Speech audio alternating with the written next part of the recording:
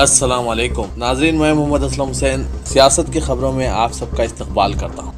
रियासत कर्नाटक के मैंगलोर शहर की एक मुकामी अदालत ने रूलिंग दी है कि मलाली मस्जिद हिंदू मंदिर पर बनी है या नहीं। इसका पता चलाने सर्वे कमिश्नर के तकर्रुर के लिए जो मुकदमा दायर किया गया है वो काबिल समाअत है। अदालत ने कहा कि वो जनवरी 2023 से इसकी समाअत करेगी।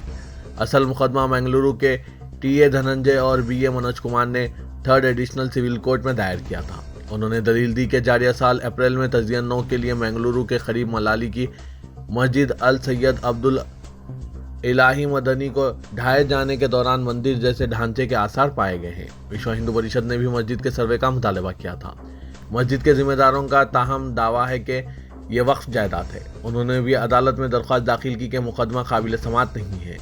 दीवानी अदालत यानी सिविल कोर्ट ने आज रूलिंग दी कि मुकदमा काबिल समाअत है और वो इसकी समाअत करेगी। सदर विश्व वेदक सनातन संघ जितेंद्र सिंह बस्तियर ने कहा है कि ज्ञानवापी केस के पावर ऑफ अटॉर्नीज को यकजा करने का काम मुकम्मिल हो गया है और इम्कान है कि 11 नवंबर को इन्हें चीफ मिनिस्टर योगी आदित्यनाथ को सौंप दिया जाएगा। इसने कहा कि हम ज्ञानवापी मस्जिद और इसके कॉम्प्लेक्स से जुड़े तमाम केसेस के पावर ऑफ अटॉर्नीज के साथ तैयार हैं।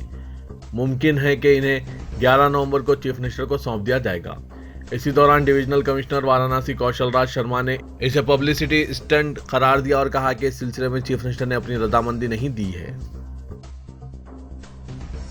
इलाहाबाद हाईकोर्ट ने आज एक अपील खारिज कर दी जिसके जरिए खुसूसी सीबीआई अदालत के एक हुक्म को चैलेंज किया गया था, जिसके जरिए बीजेपी कायदीन एल.के. अडवाणी, कल्याण सिंह और दीगर 30 मुलजिमीन को बाबरी मस्जिद शहादत केस में इल्जामात मंसूबा बरी कर दिया गया था। खुसूसी सीबीआई अदालत ने तमाम मुलजिमीन को, जिनमें बीजेपी लीडर मुरली मनोहर जोशी और उमा भारती भी शामिल है, तकरीबन 30 साल कदीम फौजदारी केस में गुज़िश्ता साल सितंबर में बरी कर दिया था। इन पर 1992 में बाबरी मस्जिद की शहादत की मुजरिमाना साजिश रचने और दीगर इल्जामात आयद किए गए थे। दरख्वास्त गुजारों हाजी महबूब अहमद और सैयद अखलाक अहमद ने सीबीआई अदालत की रूलिंग के खिलाफ फौजदारी अपील दाखिल की थी। सितंबर में सीबीआई ने इस दरख्वास्त की मुखालिफत की थी। उसने दलील दी थी कि यह दरख्वास्त काबिल कबूल नहीं, क्योंकि दरख्वास्त गुजार इस केस के मुतासरीन में शामिल नहीं है। इस बार भी बाबरी मस्जिद शहादत केस के अडवाणी और दीगर को फिर राहत मिल चुकी है। मुलजिमीन को बरी किए जाने के खिलाफ अपील इलाहाबाद हाई कोर्ट ने खारिज कर दी है।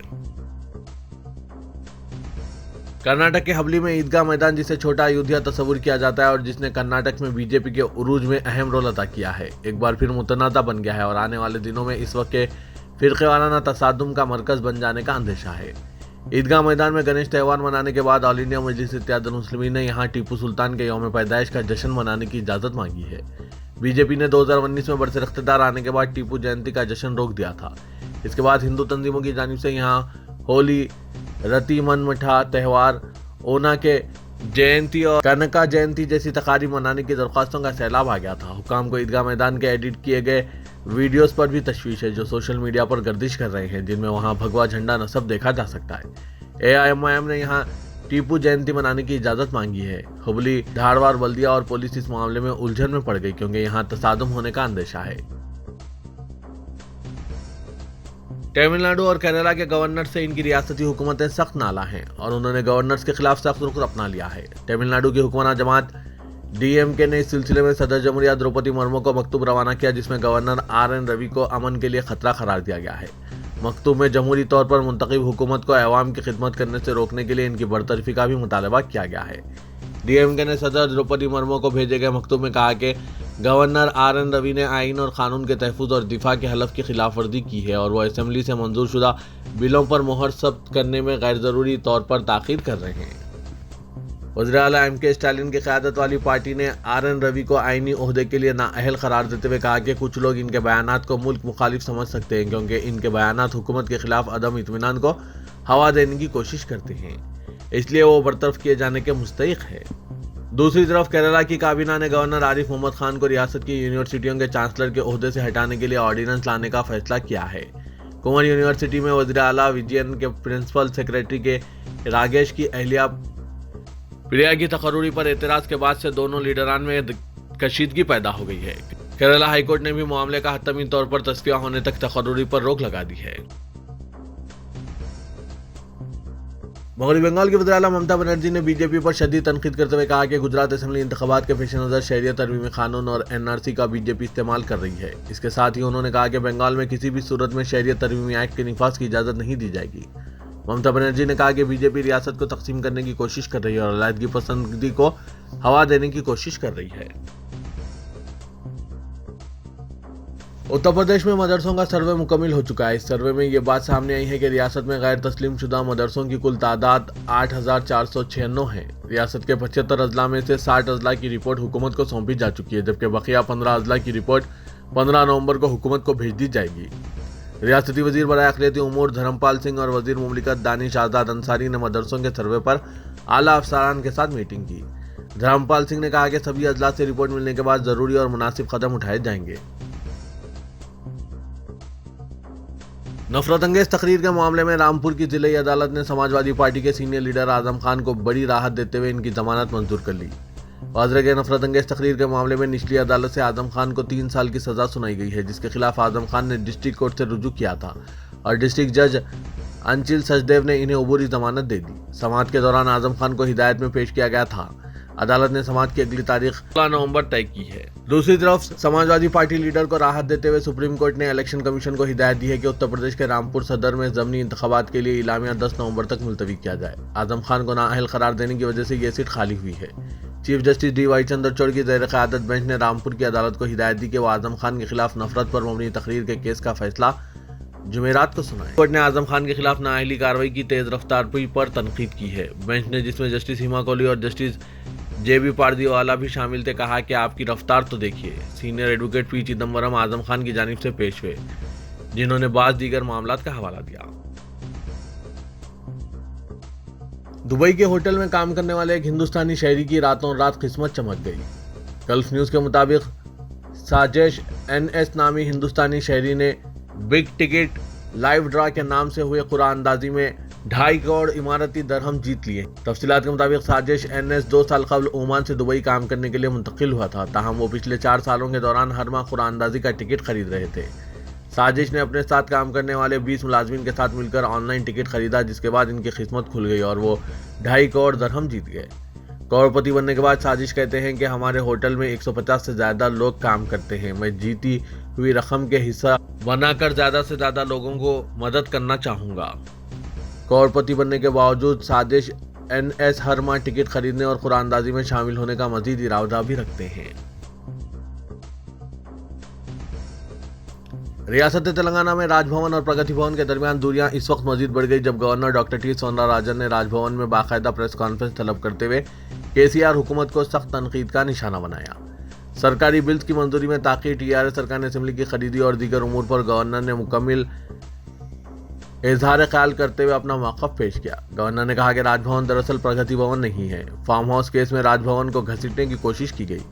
साबिक़ में तुषार राजभवन में ADC के तौर पर काम कर चुके हैं और जानबूझकर अरकान असेंबली खरीदी मामले में तुषार के नाम को शामिल करने की कोशिश की गई। उन्होंने कहा कि वो हुकूमत की जानिब से इनके खिलाफ किए जा रहे प्रोपेगेंडा और मुहिम का बेहतर तौर पर जवाब दे सकती हैं। गवर्नर ने अंदेशा जाहिर किया कि इनके टेलीफोन को टैप किया जा रहा है और ये बात बाअस तशवीश है। उन्होंने हुकूमत की जानिब से रवाना करदा मुख्तलिफ बिल्स का हवाला दिया और कहा कि हर बिल का तफसीली तौर पर जायजा लेने के बाद ही इसकी मंजूरी दी जाएगी। तेलंगाना के कई मुकामात पर इनकम टैक्स और इन्फोर्समेंट डायरेक्टरेट के हुक्काम की जानिब से धावे किए जा रहे हैं। हैदराबाद के अलावा करीमनगर में इनकम टैक्स और ED के हुक्काम ने अचानक धावे किए। बावसूख ज़राए के मुताबिक तेलंगाना के वजीर गंगोला कमलाकर के अलावा ग्रेनाइट ताजरीन के मकानात और दफातर पर धावे किए जा रहे हैं। करीमनगर में रियासती वजीर की ख़ामगाह के अलावा इनके ग्रेनाइट के दफातर पर धावे किए गए। इत्तलात है कि धावे के वक्त रियासती वजीर मकान में मौजूद नहीं थे। इनके मकान का खुफल तोड़ दिया गया। जैसे ही धावे की इत्तला मिली वो करीमनगर के लिए रवाना हो गए। ये भी मालूम हुआ है कि इनकम टैक्स और इन्फोर्समेंट ने हुक्काम ने रियासती वजीर के रिश्तेदारों के मकानात पर भी धावे किए। इत्तलात के मुताबिक 30 टीमों ने धावों का आगाज़ किया। एक सियासी लीडर की निगरानी में मुबैना तौर पर ग्रेनेड की कानकनी किए जाने की शिकायत मिलने के बाद हैदराबाद के हैदरगुड़ा और सोमाजीगुड़े के अलावा करीमनगर जिले में यह कार्रवाई अंजाम दी गई। वज़ीर-ए-आज़म नरेंद्र मोदी का 12 नवंबर को तेलंगाना का दौरा TRS और बीजेपी के दरमियान सियासी जंग का सबब बन चुका है। TRS ने वज़ीर-ए-आज़म के प्रोग्राम में चीफ मिनिस्टर KCR को नजरअंदाज करने का इल्जाम आयद किया। मरकज़ की जानिब से प्रोटोकॉल की खिलाफ वर्जी का बहाना बनाकर TRS ने बीजेपी पर सख्त तनकीद की है।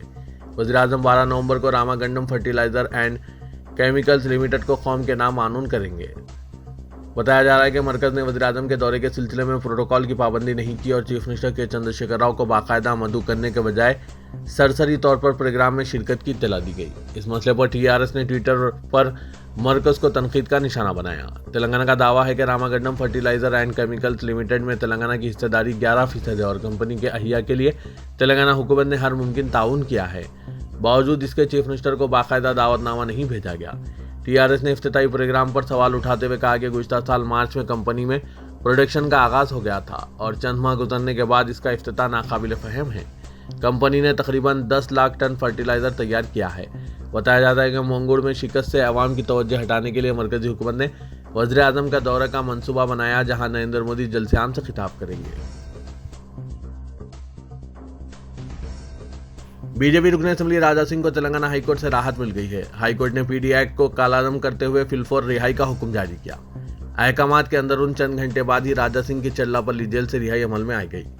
4 शुबे को हाईकोर्ट ने अपने अहकाम में बाज़ शराइत भी आयद किए, जिनमें इश्तियालंगेज बयानात ना देने, जेल से रिहाई के बाद रैली मुनज़्ज़म ना करने और मुस्तकबिल में सोशल मीडिया पर कोई भी वीडियो पोस्ट ना करने के लिए पाबंद किया है।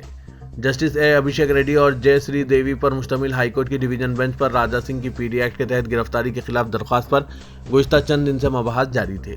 फरीकीन के दलाइल की समाअत के बाद हाईकोर्ट ने 76 दिन से ज़ायद जेल में रहने वाले राजा सिंह को मशरूत जमानत पर रिहाई का हुक्म जारी किया। वाज़ेह के पुलिस ने समाज में इश्तियालंगेजी और बदआमनी फैलाने के इल्ज़ामात के तहत 25 अगस्त को पीडी एक्ट के तहत राजा सिंह की गिरफ्तारी अमल में लाई थी और वो चल्लापल्ली जेल में थे।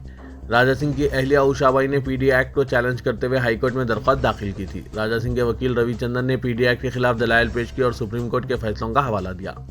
एडवोकेट जनरल ने बताया कि राजा सिंह के खिलाफ 100 से ज़ायद मुकदमात हैं। आज रात जेल से रिहा होने के बाद राजा सिंह अपने मकान वाक़े मंगलहाट पहुंचे। वाज़ेह के कॉमेडियन मुनव्वर फारूकी के हैदराबाद में शो की मुखालिफत करते हुए राजा सिंह ने वीडियो जारी किया था, जिसमें गुस्ताखाना रिमार्क्स किए थे। हैदराबाद में सर्दी की लहर में इजाफा हो गया और दर्जे हरारत में बतदरीज कमी वाक़ हो रही है। शहर के बेशतर इलाकों में दर्जे हरारत 15 डिग्री सेल्सियस रिकॉर्ड किया गया। महकमा मौसमियात ने जुमेरात के लिए हैदराबाद में येलो अलर्ट जारी किया है। सुबह के औकात में कोहर के छाए रहने का भी इम्कान जाहिर किया गया। नवंबर में औसतन अकल तरीन दर्जे हरारत 19 डिग्री सेल्सियस रहता है, लेकिन गुज़िश्ता चंद दिनों के दौरान दर्जे हरारत में बतदरीज कमी रिकॉर्ड की जा रही है। तेलंगाना सेक्रेटेरिएट का 90% से ज़्यादा तामीरी काम मुकम्मल हो चुका है। दीगर काम भी तेज़ रफ्तारी से जारी है। 3 शिफ्टों में तकरीबन 3000 मजदूर काम कर रहे हैं। फिलहाल सेक्रेटेरिएट के ऊपरी हिस्से पर गुंबद बनाने का काम जारी है। तौक़े है कि गुंबदों के कंक्रीट का काम 10 दिनों में मुकम्मल कर लिया जाएगा। साथ ही मंदिर के लिए 1500 गज, चर्च के लिए 500 गज और मस्जिद के लिए 1500 गज की जगह छोड़ दी गई है। इसके काम भी जारी है। महकमा इमारत विश्वरा के ज़राए ने बताया कि तमाम जारी काम 1.5 से 2 माह के अंदर मुकम्मल कर लिए जाएंगे। नया सेक्रेटेरिएट आइंदा संक्रांति तक पूरी तरह से दस्तयाब हो जाएगा। तेलंगाना की बॉक्सर और आलमी चैंपियन निखत जरीन, जो सलमान खान के पुरजोश मदाबी हैं, उन्होंने बिलाखिर अपने पसंदीदा अदाकार से मुलाकात की और 1991 की फिल्म मोहब्बत से बॉलीवुड सुपरस्टार के आइकॉनिक नंबर साथिया ने ये किया कि दोबारा वीडियो तैयार की। निखत ने इंस्टाग्राम पर सलमान खान से मुलाकात की एक रील वीडियो शाया की, जिसमें दबंग अदाकार और वो गाने पर रक्स कर रहे हैं। इस वीडियो को निखत उन्वान दिया, आखिर में इंतजार खत्म हुआ। निखत जरीन ने 2011 के AIBA ख्वातीन की यूथ और जूनियर वर्ल्ड बॉक्सिंग चैंपियनशिप में गोल्ड मेडल जीता था। जरीन ने 2022 में ख्वातीन की आलमी बॉक्सिंग चैंपियनशिप में गोल्ड मेडल जीता और IBA वर्ल्ड बॉक्सिंग चैंपियनशिप में गोल्ड मेडल जीतने वाली 5वीं हिंदुस्तानी खातून बन गई। तर्जुमान मजलिस बचाओ तहरीक अमजदुल्ला खान खालिद की क़यादत में एक वफ़द ने सदर नशीन वक्फ बोर्ड तेलंगाना मोहम्मद मसीहुल्लाह खान से मुलाकात की। उन्होंने मामला गुड़म की ईदगाह का तहफ़्फ़ुज़ करने और ईदगाह को नुकसान पहुंचाकर मजहबी जज्बात को ठेस पहुंचाने वाले NHIA ओहदेदारों के खिलाफ कार्रवाई करने का मुतालबा किया। इस वफ़द में organiser secretary TPCC Usman Mohammad Khan, Sheikh Babu Khammam CH Ellaiah, sarpanch मामला गुड़म मोहम्मद सैयद मियाँ, सदर मस्जिद उमर सादी मामला गुड़म और दूसरों ने सदर नशीन वक्फ बोर्ड तेलंगाना को याददाश्त हवाले किए। अमजदुल्ला खान खालिद ने कहा कि ईदगाह को नुकसान पहुंचाने का वीडियो वायरल होने के बाद उन्होंने मामला गुड़म का दौरा किया और मुकाम का मायना किया। उन्होंने कहा कि वक्फ बोर्ड को NHAI के ओहदेदारों के खिलाफ पुलिस में शिकायत करना चाहिए। तो ये था आज का खबरनामा। खबरों से मुतालिक कमेंट के जरिए आप अपने ख्यालात पेश कर सकते हैं और साथ ही इस वीडियो को लाइक कीजिएगा। तो मैं मोहम्मद असलम हुसैन अब आप सबसे इजाज़त तलब करता हूँ, तो दीजिए इजाज़त। अल्लाह।